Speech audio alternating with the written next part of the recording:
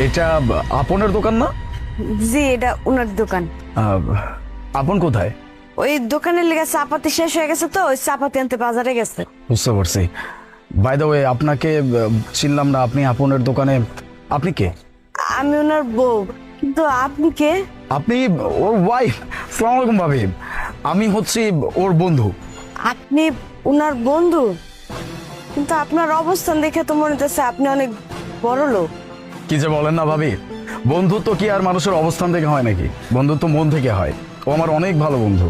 আচ্ছা ঠিক আছে, আপনি একটু বহেন, আপনার আমি চা বানিয়ে দিই, ততক্ষণে উনি আয়া পড়বো। না, বলছিলাম যে অ্যাকচুয়ালি আমার একটু তাড়া আছে, আমি চলে যাব। আপনি এক কাজ করবেন, এগুলো একটু রাখেন। টেক ইট, এগুলো আপনের জন্য। এক মিনিট, এই যে এখানে কিছু টাকা আছে, এগুলো রাখেন।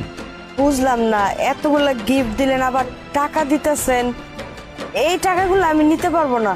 এই টাকাগুলো আর এই জিনিসগুলো আপনের হাতে দিয়ে দিবেন, ও আমাকে চিনে যাবে।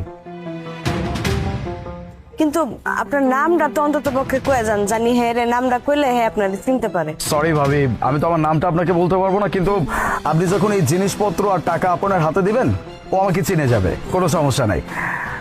বাই দ্য ওয়ে, আপনাকে অন্তত আমার নামটা বলা যায়, কারণ আপনি তো আমাকে চেনেন না। এই যে এইটা আমার ভিজিটিং কার্ড, এখানে আমার নাম, ঠিকানা, নাম্বার সব কিছু আছে। আমি আসি ভাবি, আসসালামু আলাইকুম।